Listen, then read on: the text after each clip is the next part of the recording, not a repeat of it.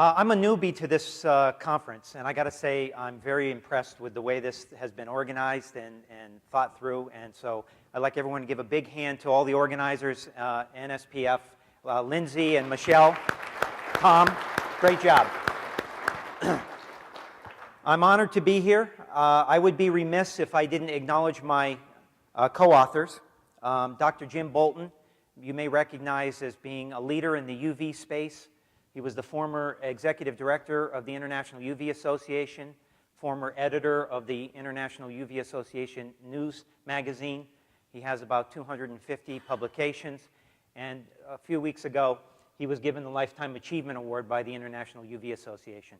I consider him a friend and happy that he was part of this investigation. Dr. Kelly Bright, she's a senior research staff member at the University of Arizona. She's been there for about 20 years. She got her PhD there under Dr. Gerba. She's an expert in disinfection chemistry. Professor Gerba is also a co-author here. Maybe you all recognize his name. He's a world leader in the disinfection of primarily drinking water, has over 500 publications. You see him oftentimes early in the morning on CNN or Good Morning America talking about disinfection of something, whether it be toilet seats or cart handles in grocery stores. And he's been on the technical advisory board of the EPA for a number of years. And also a colleague of mine at Hayward, Don Boyd, at the time of this work was a research engineer. Tom asked me to consider why we're really here, and I would say this slide sums up for me why I'm here, and that is the fact that most people utilize the swimming pool, whether they realize it or not, effectively as a restroom, okay? And as you know, that to do so can be accidental. In the case of fecal coliform, turns out that Chuck Gerba in 2000 determined that every bather releases about 0.14 grams of fecal matter into the pool. Now, if you ever meet him, ask him how he knew this. But I can tell you it involved 18 of his female graduate students where he would buy their underwear every day for $5. And that's a fact. And he said, you don't really want to know the lady who had the 10 grams. Also in that study, they determined the number of protozoan and enteric viruses that existed in those that were sick. So that number there is on the order of 10 to the 5 to 10 to the 10th. Colony-forming units or plaque-forming units per gram. Elmer et al. In 2007 determined that skin cells contribute to accidental release to the tune of about 6 million coliforming units per bather in a 15-minute period. Gunkel and Jessen in 1988 said that urine is involuntarily released at the rate of about 30 milliliters per bather. Now, I just went to Professor Blatchley's presentation, and he has some data that's, 15 minutes old now, and I'm happy to say that his data is right in line with that, probably a little bit higher. He was looking at urea in swimming pools and asking the question, if that urea is attributed to the urine, how much urine would the bathers have released? Urea, by the way, is a major component in urine, as it is in sweat. Judd and Bullock in 2003 concluded about 200 milliliters per bather for a typical bather activity. I think the number that I'm used to is a liter per hour of sweat. And then, of course, you have all your consumer products, cosmetics, suntan lotions, and things. This is the accidental release that gets into the pool. You also have the intentional release. Okay, so I had breakfast with Debbie Phelps, and I don't know what possessed me to mention this to her, but I did bring this up to her about her son urinating in the pool, and I told her we were here to take care of all the associated problems with that. So really, that's kind of the why we're here, is because we have challenges with the swimming pools in terms of disinfection, and I want to talk to you about a technology that has really been around for decades. It involves just UV and ozone, but putting them together in a unique way to accomplish some really fabulous things, as you'll see. You know, I won't spend a lot of time on recreational water outbreaks. You've already seen those talks. Doug did a good job standing in for Michelle Kavanaugh, and Dr. Beach presented their information. And this is the list of the most common causal agents in recreational waterborne illness. And you'll note that 2 of them on this list, cryptosporidium and adenovirus, are not well addressed by chlorine at typical swimming pool water levels. So those 2 organisms are going to continue to survive for the most part in a typical swimming pool, and so we need to do something about that. And of course, all of these recreational waterborne outbreaks can lead to some serious consequences for individuals, whether they be immunocompromised or not. So it's a serious problem. It's not just finding organisms in the pool. It's really about the true health and well-being of real people. And you heard Tom Luchacki this morning talk about the fact that we're all together as one family. And so we really have to do something about this to help our fellow swimmers. Cryptosporidium, of course, has been associated with the primary causal agent. And as you know, chlorine does very little against that. UV has been the primary breadwinner, at least from the standpoint of drinking water. That's how UV became so popular in the drinking water circles when in the early 1990s in Milwaukee, there was a cryptosporidium outbreak. Nearly 100 people died as a result of that. And that's when the drinking water industry started embracing UV as a secondary disinfectant. I won't go into this. You've heard about the Atlanta studies and just the detection of various organisms in those waters. So how do we deal with the problem? Well, chlorine is an excellent disinfectant, and I'm happy that chlorine was discovered and invented and has been used for, better part of a century to disinfect water. And so it does a great job, but it's not the end-all being for a disinfectant, only because there are organisms out there that have figured out how to invent themselves around chlorine as a disinfectant. Cryptosporidium, adenovirus, and Naegleria fowleri. And if you don't know what that is, you should read up on it. That's that brain-eating amoeba that it's rare to get infected, but if you do, you have a 98% chance of dying. And as Professor Gerber likes to say, if you're the 2% that lives, chances are your IQ is in the single digits. UV light is an excellent disinfectant, and it's a great supplement to chlorine, but it too isn't perfect, all right? In that there are UV-resistant organisms. Adenovirus is one, and Naegleria fowleri is another. And Naegleria fowleri is very rare to find in swimming pools, mostly found in natural lakes. But it's something that we have to pay attention to. I don't think people were looking for it in the past. And so it's a real issue. Ozone, another excellent supplement to chlorine. Perhaps this is why the CDC is recommending either UV or ozone as a supplement to chlorine as part of the Model Aquatic Health Code. But it has some challenges depending on how it's generated. It could be expensive in terms of capital cost. As you know, it has a short half-life, maybe about 18 minutes in water. And you have an off-gassing issue if you're generating a lot of ozone with corona discharge. And it is ineffective, according to the studies we've done, against Naegleria. So right now, we haven't found anything that addresses Naegleria properly. You know all this that I'm telling you because you can look all this information up in the literature. So in terms of chlorine, you can look up these CT tables, concentration times time, and it tells you how effective chlorine would be against these different organisms. And I just showed you a sampling up here, wanting to leave you with the impression that chlorine does a great job against some organisms, but it's difficult to address other organisms. Okay? Also, we know that chlorine has the side effect of generating disinfection byproducts, some of which can lead to eye irritation and respiratory irritation, particularly in closed spaces. Okay? And also the chlorine, free chlorine has to be stabilized to the effects of sunlight. UV light, we talk about UV light in terms of dose tables. So just like chlorine, instead of concentration times time, we're talking about intensity times time. So that's an IT table. So this gives you an idea of how much UV dose you would need to address the organisms listed here to accomplish the 3-4 log reduction that I show. And you can see here that adenovirus is very challenging.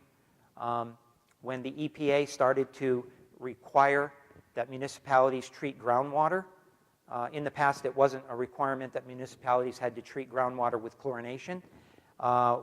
When they did so because they discovered that adenoviruses exist in groundwater. less common in surface waters. And UV, which had been very effective in dealing with the cryptosporidium issue, was not effective in addressing adenovirus. And so you'll see the EPA has raised their recommendation for the UV dose in drinking water plants from like 40 millijoules per square centimeter up to like 186 to achieve the same effectivity. And it was all driven by the adenovirus. Ozone is very effective across a wide range of organisms. It oxidizes the bejesus out of just about everything. So it's a great disinfectant. But it didn't do much in terms of taking care of Naegleria fowleri. I don't know why. Haven't had enough time studying it yet. But it's an extremely powerful oxidizer. It's excellent at killing all kinds of microorganisms. It doesn't have a residual, as you know, and it's ineffective at inactivating that nasty organism called Naegleria. So the drivers for supplementary technology use, I hope are obvious, that there's no one disinfectant that does it all. And so the CDC, through the Model Aquatic Health Code, is really encouraging the use of a supplementary disinfectant for high-risk venues, aquatic venues. In 2010, last time I looked, there were 8 states that mandated the use of supplementary treatment. And in their Designing and Operating Public Swimming Pool Facilities Guideline, the CDC has been recommending for a number of years the installation of a supplementary disinfection system such as UV and ozone. So they're being very consistent in what they're recommending over the last several years. Let's talk a little bit about the mechanisms of inactivation, because I think that's important, because there's a story here. With respect to viruses, ozone, being the great oxidizer, directly oxidizes the receptive and recognition proteins that the viruses use to bind to the host cells. It also rapidly degrades the membrane envelope such that the capsid is destroyed, the RNA is released, and the RNA itself is oxidized. So it really obliterates the whole thing. And this is work that you can find in the scientific literature dating back to as early as 1980. UV light, on the other hand, operates by a different mechanism. It inhibits genome injection by destroying the protein coat and the membrane envelope. But it also inhibits genome replication by messing with the RNA. Okay, it literally transforms the RNA into other compounds such as uracil dimers and hydrates, or it cross-links it to other molecules in such a manner that the products that are generated, the host virus cannot repair. Okay? Chlorine, on the other hand, acts similarly to ozone in the fact that it acts like an oxidizer, degrading the protein of the membrane envelope and the capsid, and destroys the permeability of that unit, and ultimately deteriorates the RNA. And this is work that was published, by the way, as recently as a year ago by a group, Wigington and Known, I think out of the UK. With respect to bacteria, ozone, again, being the great oxidizer, oxidizes the cell wall. Things start to leak out. It oxidizes the phospholipids and lipoproteins. Chlorine acts in a similar manner, but depending on the study, they see slightly different mechanisms of action. It also depends on the bacteria at play. UV light, being different again, induces the formation of lesions and pyrimidine dimers, and it blocks DNA replication and RNA transcription. It also does some oxidative damage to the lipids and proteins, disrupting biological function of the bacteria. So there was an interesting case study, very simple, straightforward case study on cryptosporidium with ozone. This was as recent as 2010, where this group looked at cryptosporidium in the presence of ozone at a dose of 3 ppm, and they could detect readily the massive degradation of the individual oocysts, and leading to complete inactivation. You know, so the reason I showed you that is because I wanted you to contemplate the fact that these different disinfectants operate differently. They all bring to the table something unique. And so it occurred to me, like, well, why not have them all, right? Well, if you can afford it, why not hit the pool water with every single possible thing you have in your arsenal to address these nasty issues? So I want to talk to you a little bit about having the best of both worlds, both UV and ozone, along with chlorine. And what inspired me was back in 2007, there was actually 2006, a group out of Mississippi State. That should be 2006. It says 2007 at the top. I apologize. A group under the leadership of Mag Banua did a very interesting study on the synergy of UV and ozone against E. coli. And what they did is they looked at E. coli with UV alone, they looked at it with ozone alone, and they looked at the impact of using both disinfectants. And there's lots of data in that paper, but I'll show you one table that I pulled out that kind of tells the story, the entire story of this paper. In this case, they were able to get a 3-log reduction of E. coli with 1.58 millijoules per square centimeter of UV dose if UV was the only thing they used. And with ozone, they were able to accomplish that same log reduction with a ozone dose of 4.43. But what they discovered when they started putting them together in combinations, that they were able to reduce the UV dose by a factor of 18 and the ozone dose by a factor of 4 and still accomplish the same thing. Okay? And I attribute that to the different ways these things act on an organism, so they actually are synergistic, in my view. Now, that's a lot of techno-speak I gave you on the last couple of slides, so let me put it in the vernacular of Batman. This is what Batman might say about UV and ozone. Boom, pow, kaplooey, whatever, all right? Let's talk about what's really going on. In the scientific literature, so this is not something Hayward invented, but the scientific literature talks about the fact that when UV and ozone interact, what's probably happening is you're producing hydroxyl free radicals. And the mechanism is as simple as ozone is degraded in the presence of the UV light to form a hydrogen peroxide intermediate, which reacts with oxygen to ultimately form 2 units of hydroxyl radicals. So for every ozone molecule that's destroyed by the UV light, you end up with 2 units of hydroxyl free radicals.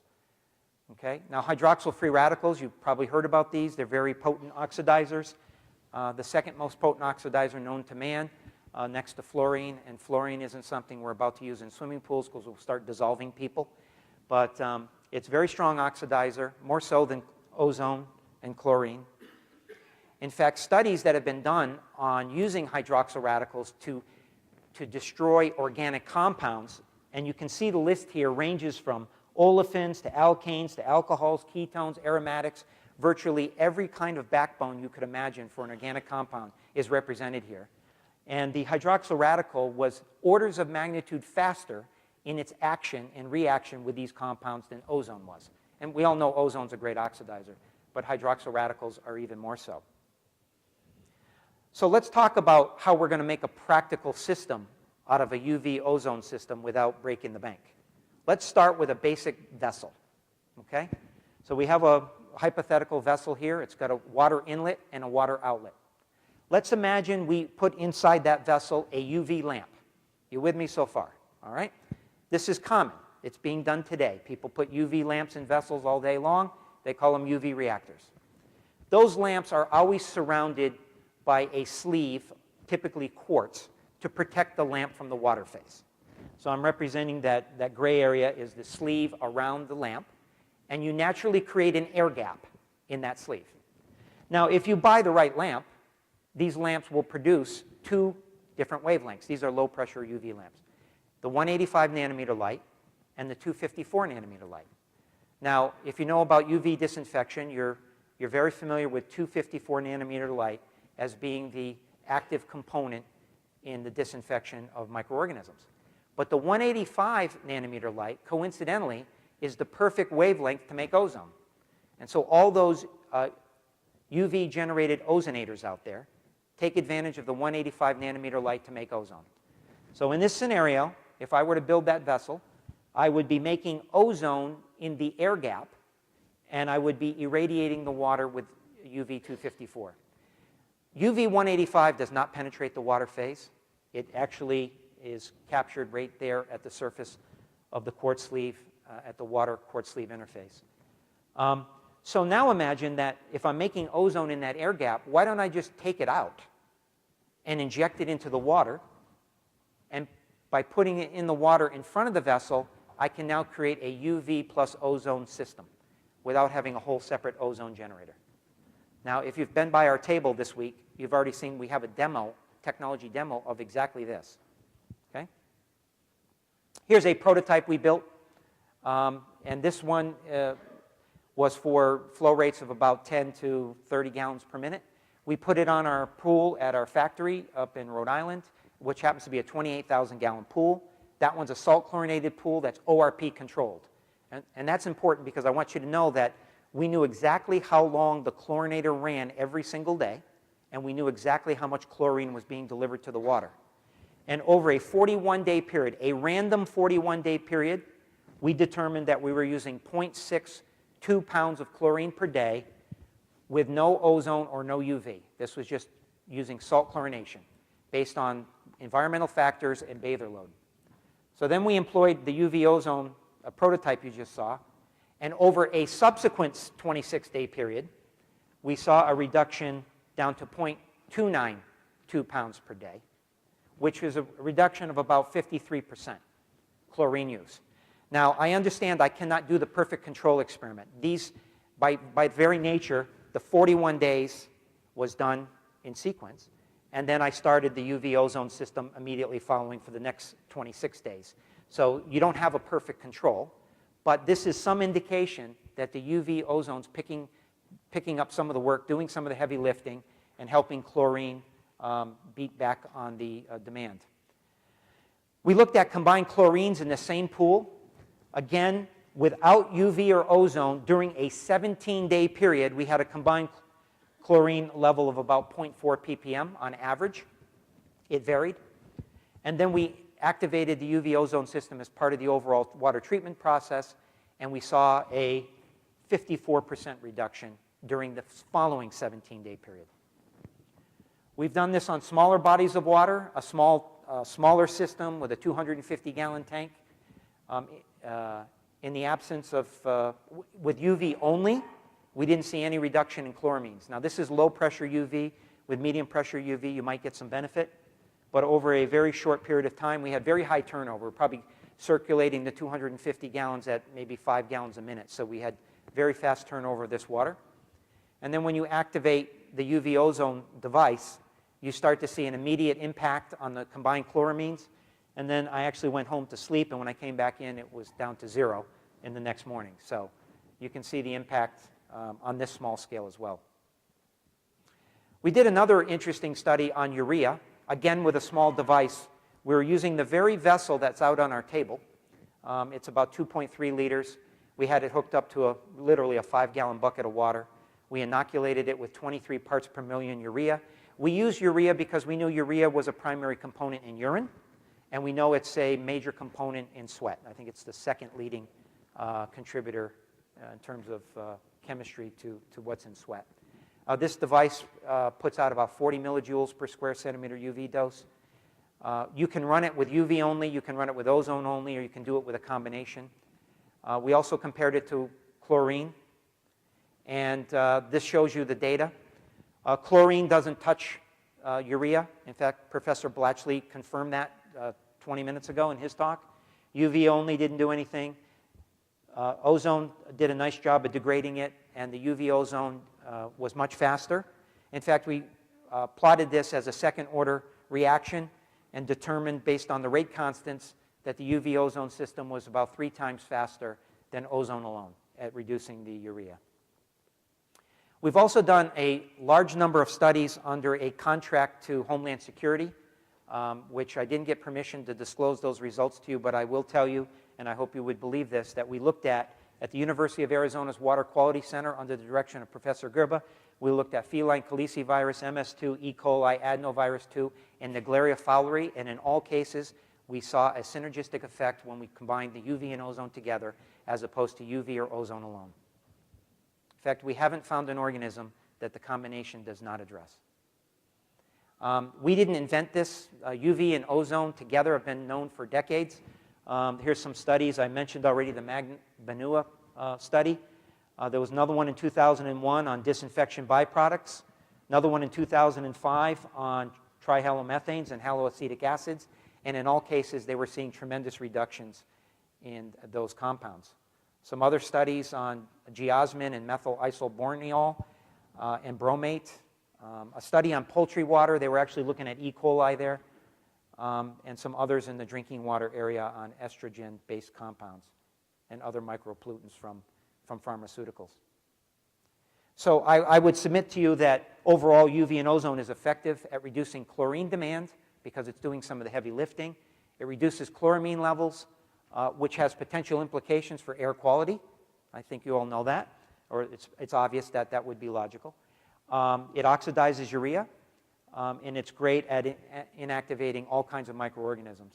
I believe the source of its efficacy is the combination of the three disinfectants, a trifecta, if you will, of disinfectants. A question I often get asked is such a system affordable? Well, I'll let you decide. I've put up a hypothetical scenario here. Let me walk you through it. Let's imagine that we have a 100,000-gallon commercial pool. And these are my numbers, so you can plug in whatever numbers make you comfortable.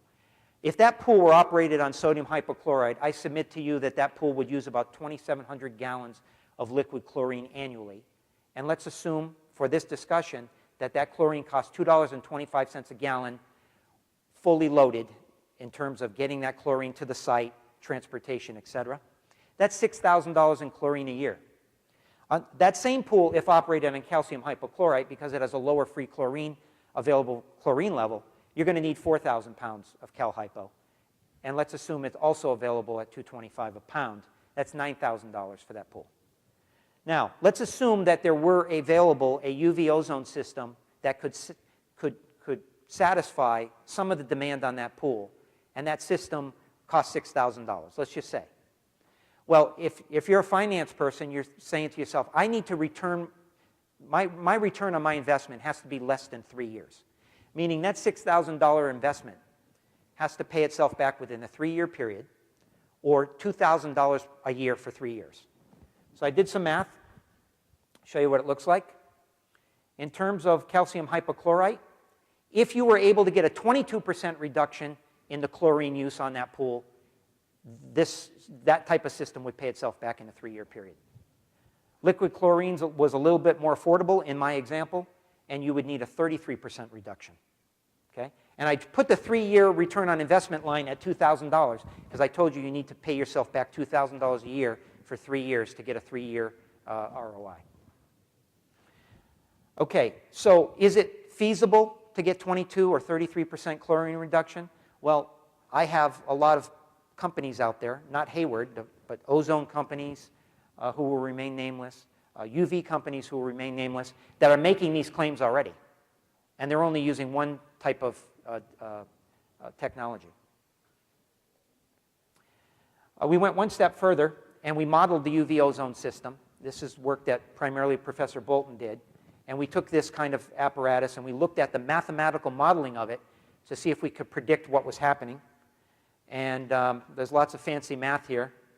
I won't bore you with it, but the bottom line is the science behind the absorption of UV light to generate ozone is well known. And if you look at the amount of oxygen in the air, the residence time, you can calculate the conversion and the amount of ozone that is made in an annular space around the lamp. And what he had to do is he had to break that annular space into little miniature hypothetical rings, and he calculated the generation of ozone within each of those individual annuli, and he summed them up across the length of the entire reactor to come up with the overall generation rate of ozone. It's quite complicated, but we ended up challenging that mathematical model with real data by taking 2 different lamps of 2 different intensities, and by passing air over those lamps at different flow rates, we were able to measure the amount of ozone that we were generating, and we compared it to the calculated value from the model. Okay? And on this slide, I'm showing you the comparison of the calculated versus the measured. The dotted line would be a perfect correlation between measured and predicted. And what you see here is our predictability or predictive capabilities is quite good at low ozone concentrations, but things went to hell in a handbasket at the higher ozone concentrations, but we think we know why. So this is early work. What's happening at the high ozone concentrations, in order to achieve those, we had to slow the flow rate of the air down in order to increase the concentration. When we did that, the lamp temperature went up higher, and we're starting to destroy some of the ozone from thermal degradation, and we're also changing the efficiency of the UV lamp, because UV lamps, their efficiencies are very much dependent on their operating temperature. And so by slowing the flow rate of air down, we're not cooling the lamp as much, and the efficiency dropped. So there's really 3 reasons why our model is not perfect yet, and that is because we're probably seeing some thermal decomposition of the ozone at the higher temperatures. We've overestimated the efficiency of the 185 nanometer wavelength because the temperature is changing.